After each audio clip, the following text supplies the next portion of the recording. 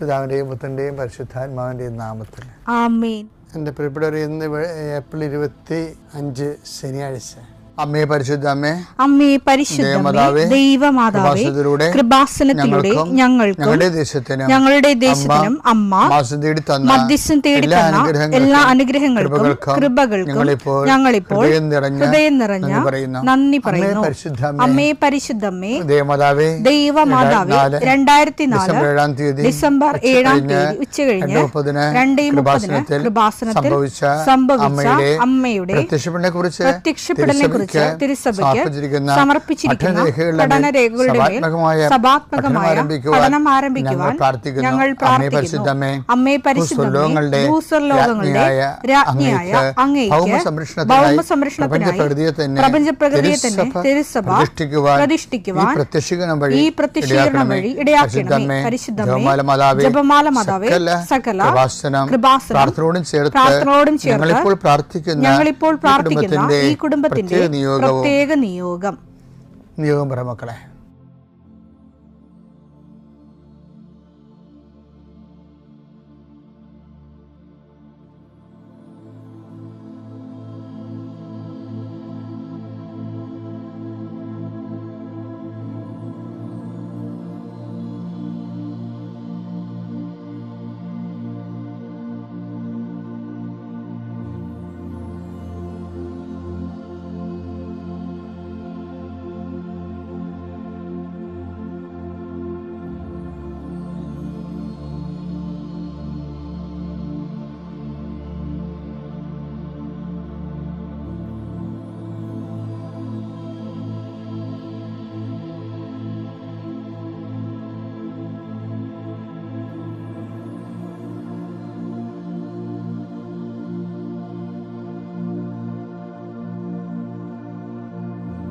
അമ്മയുടെ പ്രത്യക്ഷീകരണത്തിന്റെ ഈ അനുഗ്രഹവേളയിൽ ഞങ്ങൾക്ക് സാധിച്ചു തരുവാൻ കനിയണമേ. ആമേൻ. വിശ്വാസ പ്രമാണം.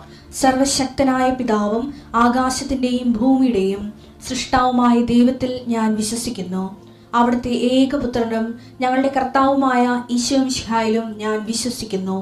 ഈ പുത്രൻ പരിശുദ്ധാത്മാവിനാൽ ഗർഭസ്ഥനായി കന്യകാമറിയത്തിൽ നിന്ന് പിറന്ന് പൊന്തിയോസ് പീലാത്തോസിന്റെ കാലത്ത് പീഡകൾ സഹിച്ച് കുരിശിൽ തറയ്ക്കപ്പെട്ട് മരിച്ച് അടക്കപ്പെട്ട് പാതാളങ്ങളിൽ ഇറങ്ങി മരിച്ചവരുടെ ഇടയിൽ നിന്ന് 3-ാം നാൾ ഉയർത്ത് സ്വർഗത്തിലേക്ക് എഴുന്നള്ളി സർവശക്തിയുള്ള പിതാവായ ദൈവത്തിന്റെ വലതുഭാഗത്തിരിക്കുന്നു. അവിടെ നിന്ന് ജീവിക്കുന്നവരെയും മരിച്ചവരെയും വിധിക്കുവാൻ വരുമെന്നും ഞാൻ വിശ്വസിക്കുന്നു. പരിശുദ്ധാത്മാവിലും ഞാൻ വിശ്വസിക്കുന്നു. വിശുദ്ധ കത്തോലിക്കാ സഭയിലും പുണ്യവാന്മാരുടെ ഐക്യത്തിലും പാപങ്ങളുടെ മോചനത്തിലും ശരീരത്തിന്റെ ഉയർപ്പിലും നിത്യമായ ജീവിതത്തിലും ഞാൻ വിശ്വസിക്കുന്നു. ആമേൻ. സുഖസ്ഥനായ ഞങ്ങളുടെ പിതാവേ, അങ്ങയുടെ നാമം പൂജിതമാകണമേ. അങ്ങയുടെ രാജ്യം വരണമേ. അങ്ങയുടെ തിരുമനസ് സ്വർഗത്തിലെ പോലെ ഭൂമിയിലും ആകണമേ. അന്നു വേണ്ടുന്ന ആഹാരം ഇന്ന് ഞങ്ങൾക്ക് തരണമേ. ഞങ്ങളോട് തെറ്റ് ചെയ്യുന്നവരോട് ഞങ്ങൾ ക്ഷമിക്കുന്നത് പോലെ ഞങ്ങളുടെ തെറ്റുകൾ ഞങ്ങളോടും ക്ഷമിക്കണമേ.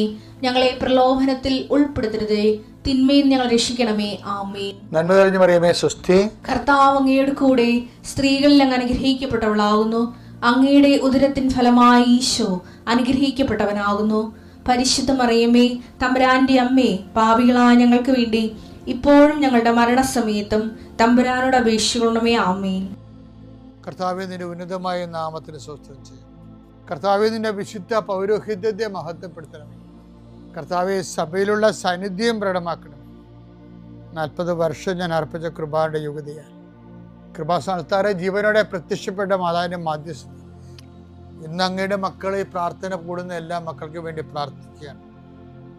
കർത്താവെ, മനസ്സ് വേദനിക്കുന്ന എല്ലാ വിഷയങ്ങളും, അവരുടെ മനസ്സ് വേദനിപ്പിക്കുന്ന എല്ലാ വ്യക്തികളും ഇപ്പോഴും ഈശോയുടെ നാമം നിർവീര്യമാകട്ടെ. കർത്താവെ, മനസ്സ് വിഷമിപ്പിക്കുന്ന സാഹചര്യങ്ങൾ, ചെയ്തെടുക്കേണ്ട ഉത്തരവാദിത്തങ്ങൾ, മറ്റുള്ളവർ നമ്മളെ പഴി പറയാൻ സാധ്യതയുള്ള എല്ലാ വിഷയത്തിൻ്റെ മേലും കർത്താവിൻ്റെ കരുണ ചൊരിയുകയും നിങ്ങളെ കർത്താവ് ഇന്ന് നിലനിർത്തി തരികയും ചെയ്യട്ടെ. നിങ്ങൾ പോകുന്ന വഴികൾ, കണ്ടുമുട്ടുന്ന വ്യക്തികൾ, ചെയ്യുന്ന കാര്യങ്ങൾ, യാത്ര ചെയ്യുന്ന വാഹനങ്ങൾ, ഒപ്പിടുന്ന പേപ്പറുകൾ, കൈമാറുന്ന രേഖകൾ, കഴിക്കുന്ന മരുന്ന് എല്ലാം മാതാവിൻ്റെ മധ്യസ്ഥതയിൽ യേശുനാമത്തിൽ അനുഗ്രഹിക്കപ്പെടുകയും നീ ദൈവത്തെ അനുഭവിക്കാൻ ഇന്ന് നിന്നെ സഹായിക്കുകയും ചെയ്യട്ടെ. നിത്യം പിതാവും പുത്രനും പരിശുദ്ധാത്മാശ്രേഷ്ഠ നീക്കുവാണ്. എൻ്റെ പ്രിയപ്പെട്ടവരെ, ഞാനിപ്പോൾ അച്ഛനായിട്ട് 40 കൊല്ലമായെന്ന് ഞാൻ നിങ്ങളോട് പറയും. പക്ഷേ 40 കൊല്ലം ആകുമ്പോൾ ചില സമയത്തൊക്കെ ഞാൻ എൻ്റെ ഇടവക ജീവിതകാലത്ത് ഉണ്ടായ 1-2 അനുഭവങ്ങൾ ഓർക്കുമ്പോഴേ ഞാൻ അങ്ങനെയാണ് ഈ ശുശ്രൂഷ കർത്താവിനൊക്കെ ഒന്ന് പിടിച്ചു മേടിച്ചതാണ്. ഞാൻ ഒരു ഇടവക കൊച്ചച്ഛനും ഇടവക വികാരിയൊക്കെ തന്നെയായിരുന്നു. പക്ഷേ ഈ ജനം നമ്മളുടെ കൂടെ അവർ എല്ലാ കൂദാശകളും ഒക്കെ അനുസ്മരിച്ചും അനുഷ്ഠിച്ചും എല്ലാ ഞായറാഴ്ചകളിലും തന്നെ അവർ ദേവാലയത്തിൽ വരികയും കർത്താവിനെ സ്വീകരിക്കുകയൊക്കെ ചെയ്യുമ്പോഴും ഈ ജനം ഈ അനുഷ്ഠാനക്രമങ്ങളിൽ അഭിരമിക്കുന്ന ഒരു ആശ്വാസം കണ്ടെത്തുന്ന ഒരു ജനമായിട്ട് എനിക്ക് ചില സമയത്ത് തോന്നി. കാര്യം അവിടെ ഉള്ളിലോട്ട് ക്രിസ്തു എല്ലാവരും അല്ല, നല്ല മാന്യം മര്യാദ കത്തോലിക്കാനായിട്ട് ജീവിച്ച് ലോകത്തേക്ക് കിടക്കുന്ന ഒത്തിരി മനുഷ്യരെ ഞാൻ കണ്ടിട്ടുണ്ട്. എന്നാലും അങ്ങനെ ഒത്തിരി മനുഷ്യർ അങ്ങനെ ചെയ്യണമെന്ന് പറഞ്ഞിട്ട് കാര്യമില്ല, ഇതെല്ലാം ഇങ്ങനെ പറയണ്ടതല്ലേ. ഒരു ദിവസം ഞാൻ റോഡിൽ നിൽക്കുമ്പോഴേ ഒരാൾ ഒരു ഒറ്റക്ക് കൊടിയും പിടിച്ച്, ഒരു ചുവപ്പ് കൊടിയും പിടിച്ച് ഒറ്റക്ക് റോഡിൽ കൂടി വന്നു. അപ്പോൾ ഒന്നാമത്തെ ആ കാലം 87 കാലമാണ്. ഭയങ്കര രാഷ്ട്രീയ കേരളത്തിൽ പിന്നീടുണ്ടായിരുന്നുള്ള എല്ലാ രാഷ്ട്രീയ മാറ്റങ്ങൾക്കും ഡിസിസീവ് പോയിൻ്റായിരുന്ന ഒരു കാലമാണ് 87 എന്ന് പറയുന്നത്. അപ്പോൾ ഇയാൾ ഒറ്റയ്ക്ക് കൊടിയും പിടിച്ച് വന്നപ്പോൾ ഇയാൾക്ക് പരിചയം ഉണ്ടായിരുന്നതുകൊണ്ട് ഞാൻ റോഡിൽ നിൽക്കുകയായിരുന്നു. ആ സമയത്ത് റോഡിൻ്റെ അരികിൽ ഞാൻ ചേട്ടാ എവിടെ പോയി, എന്താ പരിപാടിയെന്ന് ചോദിച്ചു. അപ്പോൾ പറഞ്ഞ് ഞാനൊരു സ്ഥലത്ത് പോയതാണ് വെച്ചാ. അപ്പോൾ പുള്ളി മത്സ്യത്തൊഴിലാളിയാണ്. എൻ്റെ വള്ളത്തിനെ ആരാണ്ട് എറണംകെട്ട എന്നാണ് പറഞ്ഞത്. അവരുടെ കടപ്പുറത്തെ ഒരു ലാംഗ്വേജാണ് എറണംകെട്ട എന്ന് വെച്ച് കഴിഞ്ഞാൽ ശാപം പിടിച്ചവൻ്റെ. വള്ളത്തിൽ മുട്ടി എനിക്കിപ്പോൾ പണിയൊന്നും കിട്ടേണ്ടില്ല. അതുകൊണ്ട് ഞാൻ ഒരു സ്ഥലത്ത് പോയി ഒരു കൊടിയൊക്കെ വെഞ്ചരിപ്പിച്ചെടുത്തുകൊണ്ട് കൊടിയൊക്കെ വാങ്ങിച്ചെടുത്തുകൊണ്ട് വന്നിരിക്കുകയാണ്. അവിടെ എന്താ പരിപാടിയൊക്കെ ചെയ്ത് ആ കൊടി വെച്ച് കെട്ടുമ്പോൾ തന്നെ ഈ പ്രശ്നങ്ങളെല്ലാം പരിഹരിക്കപ്പെടുമെന്നുള്ളത് പുള്ളിയുടെ ഒരു വിശ്വാസമാണ്. വേറൊരു ഇടവക ഇരുന്നപ്പോൾ അത് എൻ്റെ ഒരു ഉറ്റ ബന്ധുവാണ്, അടുത്ത രക്തബന്ധമുള്ള ആളാണ്. അവിടെ വീട്ടിൽ ചെന്നപ്പോൾ അവർ പറയണം അവരുടെ വീട്ടിൽ കുറേ മരങ്ങളുണ്ട്. അപ്പം ആ മരങ്ങളെ വേറെ ഒരു വീട്ടുകാരുടെ വീട്ടിലെ ഒരു പ്രായം ചെന്ന അവിടെ അയൽവാസികളുടെ വീട്ടിൽ പ്രായം ചെന്ന വല്യമ്മച്ചുണ്ട്.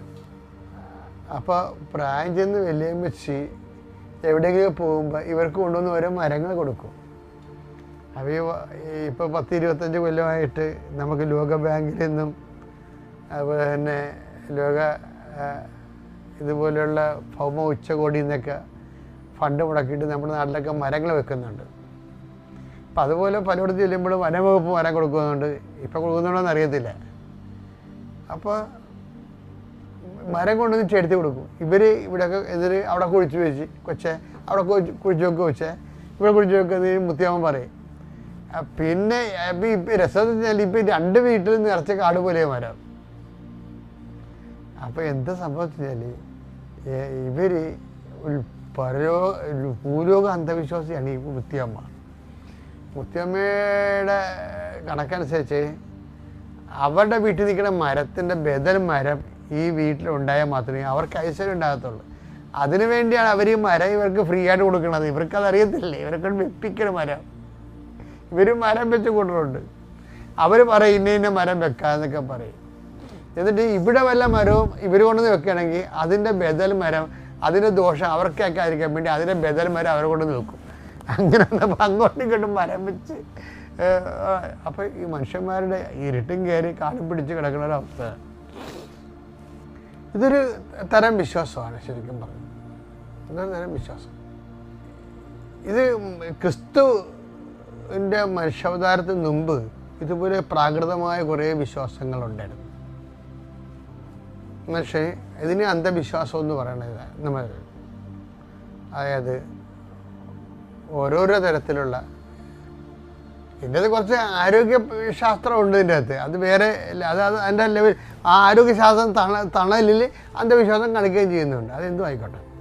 ഞാൻ പറഞ്ഞു വരുന്നതിൻ്റെ കാരണമേ, നിങ്ങൾ പലതരം വിശ്വാസങ്ങൾ, ഇപ്പോൾ വേറൊരു വീട്ടിൽ ചെന്നപ്പോൾ അത് പുതിയ താമസക്കാരാണ്, അവരെങ്ങും മലബാറിൽ നിന്ന് ഇവിടെ വന്ന് താമസിക്കുക. അവിടെ വീട്ടിൽ ചെന്നപ്പോൾ മരുമകൾ എന്നോട് പറയണേ, എൻ്റെ അമ്മയുടെ പരിപാടി ഇടക്കും തലക്കൊക്കെ ഈ അലമാരി അങ്ങോട്ടും ഇങ്ങോട്ടും മാറ്റി വെക്കണതാണ്. അപ്പം അമ്മയോട് ചോദിക്കുമ്പോൾ ചില സമയത്ത് അലമാരി തെക്കോട്ട് വെക്കും, തെക്കോട്ടിടുന്ന അലമാരി പടിഞ്ഞോട്ടെടുത്ത് തിരിച്ചു വെക്കും. അപ്പോൾ അമ്മ എന്താ പറയണത്, ഇവിടെ കാശിരിക്കണില്ല കൊച്ചെന്നാണ് പറയണത്. അതിന് അലമാരി മാറ്റി നടക്കണതാണ് ഈ തള്ളയുടെ പരിപാടി. ഇവരുമൊക്കെ ഇങ്ങനെ പള്ളി വന്ന് കുമ്പിട്ട് കിടന്ന് തലകുത്തി മറിഞ്ഞ് കുമ്പസാരിക്കുകയും കുർബാനസയൊക്കെ ചെയ്യുന്നുണ്ട്. പക്ഷേ ഉള്ളി മുഴുവനും ഇതുപോലെയുള്ള പ്രാക്കുപെട്ട ക്രിസ്തുവിന് ഒരു വിലയുമില്ലാത്ത അന്ധവിശ്വാസങ്ങളാണ്. അത് പകുതി മുക്കാലും ആണുങ്ങളിലും ഉണ്ട്, തലമൂത്ത ചേർത്തിമാരുടെ കയ്യിൽ കൂടുതലുണ്ട് ഈ വിഷയം. ഇപ്പോൾ നമ്മുടെ കുഞ്ഞുങ്ങളൊക്കെ നമ്മൾ പഠിപ്പിച്ചപ്പോൾ കുറച്ചൊന്ന് കുടുംബത്തിലൊരു വെളിച്ചം കയറിയിട്ടുണ്ട്. പക്ഷേ അവന്മാരൊക്കെ ചിലതിങ്ങനെ സുവിശേഷ കാര്യത്തിലും വിശ്വാസം കമ്മിയാണ്. അത് വേറൊരു അപകടമാണ്. ഞാൻ ഇതൊക്കെ പറഞ്ഞതിൻ്റെ കാരണം എത്രയാണ്, ഈ ക്രിസ്തുവിൻ്റെ മുഴുവനും ഇപ്പോൾ ഈശോൻ്റെ വാക്കുകളെല്ലാം ഇതുപോലെയുള്ള അന്ധവിശ്വാസങ്ങളൊക്കെ കടക്കൽ കത്തിവെച്ചിട്ട് മനുഷ്യനെ ഡെലിവറി ചെയ്യുന്ന വാക്കുകളാണ്. പക്ഷെ എന്താ പറയണത്, ദൈവം സമസ്തവും അവൻ്റെ പാദത്തിൻ്റെ കീഴിലാക്കിയിരിക്കുന്നു. ആ ഒരു ബോധം നമുക്കുണ്ടാകും. ക്രിസ്തുവിനെ നീ സ്വീകരിച്ചു കഴിഞ്ഞാൽ നീ എല്ലാ വിധത്തിലുള്ള ഓമൻസും സഗുണങ്ങളും എല്ലാത്തിനും നീ കീഴടക്കുകയാണ്. ഒന്ന് കുറച്ച് 15-20 എടുത്തേ. ദൈവം സമസ്തവും അധീനമാക്കി തന്റെ പാദത്തിന് കീഴാക്കിയിരിക്കുന്നു. അപ്പൊ സമസ്തവുമാണ്. അതുകൊണ്ടാണ് പരിച്ഛേദന അപരിച്ഛേദനൊന്നുമല്ല, ക്രിസ്തുവിലായിരിക്കുന്നവൻ പുതിയ സൃഷ്ടിയായിരിക്കണം എന്ന് പറഞ്ഞത്. അപ്പൊ ക്രിസ്തുവിൻ്റെ പേരിൽ ഒരു ബന്ധം ചെയ്തിട്ട് നടക്കുകയും ചെയ്യും. പഴയ സൃഷ്ടിയേക്കാൾ പുകുടന്മാരായിട്ട് ജീവിക്കുകയും ചെയ്യുന്ന അവസ്ഥയാണ് കുടുംബങ്ങളിലുള്ളത്. 2 Corinthians 5:17 ക്രിസ്തുവിൽ ആയിരിക്കുന്നവൻ പുതിയ സൃഷ്ടിയാണ്. അതാണ് ക്രിസ്തുവിലായിരിക്കും. അപ്പൊ നിങ്ങൾ പഴയ സൃഷ്ടിയാണെങ്കിൽ നിങ്ങൾ ക്രിസ്തുവിലല്ല. അതാണ് വിഷയം. നിങ്ങൾ പഴയ ആചാരങ്ങളും അനുഷ്ഠാനങ്ങളും അന്ധവിശ്വാസങ്ങളും മരങ്ങളും നിങ്ങൾ കാലങ്ങളും ഋതുക്കളും ആചരിക്കുന്ന പോലും സുവിശേഷത നിങ്ങൾ വ്യർത്ഥമാക്കിയില്ലെന്ന് ചോദിക്കുന്നത്. ഗലാത്യർ 4:10 നിങ്ങൾ ദിവസങ്ങളും മാസങ്ങളും ഋതുക്കളും വർഷങ്ങളും ആചരിക്കുന്ന പോലും നിങ്ങളുടെ ഇടയിൽ ഞാൻ അധ്വാനിച്ചത് വൃഥാവിലായോ എന്ന് സുവിശേഷത്തെ വൃഥാവിലാക്കിക്കൊണ്ട് ഇപ്പൊ കല്യാണം ഇറങ്ങാനുള്ള സമയമാണ്. നമുക്ക് ക്രിസ്ത്യൻസിന് വല്ല സമയമുണ്ടാ, പ്രാർത്ഥന തീരുന്ന സമയത്ത് നമ്മൾ ഇറങ്ങും. അപ്പം കുറേ ദുർക്കിളവന്മാർ അവിടെ നിന്നിട്ട് പെയ്തും പെരക്കും തോന്നിയ വശമൊക്കെ പറയും. എന്ന് വെച്ച് കഴിഞ്ഞാൽ ക്രിസ്തു എന്താണെന്ന് അറിയത്തില്ല, ക്രിസ്തുവിനെ സ്വീകരിക്കുമ്പോൾ ഉണ്ടാകുന്ന ജീവിതത്തിലുണ്ടാകുന്ന സുവിശേഷവിധമായ പുനഃക്രമീകരണം എന്താണെന്ന് അറിയത്തില്ല. ഇവർക്കുമാർക്ക് ക്രിസ്തുവിന് വിശ്വാസമില്ല. എന്നിട്ട് വേഷം കെട്ടി ക്രിസ്ത്യാനിയാണെന്ന് പറഞ്ഞ് നടക്കുകയും ചെയ്യും. എൻ്റെ ദൈവവേദനയെ നിനക്ക് ക്രിസ്തുവിൻ്റെ കൂടെ ലോകത്തെ ജയിക്കണമെന്നുണ്ടെങ്കിൽ ഇതുപോലെ അലബലാതി വിശ്വാസങ്ങളെല്ലാം നീ വൈപ്പ് ഔട്ട് ചെയ്ത് കളയണം. അപ്പം പടിപടിയായിട്ട് ക്രിസ്തുവിൽ വളരുകയും നമ്മൾ ജീവിതത്തെയും ലോകത്തെയും ജയിക്കുകയും ചെയ്യും. Praise the Lord.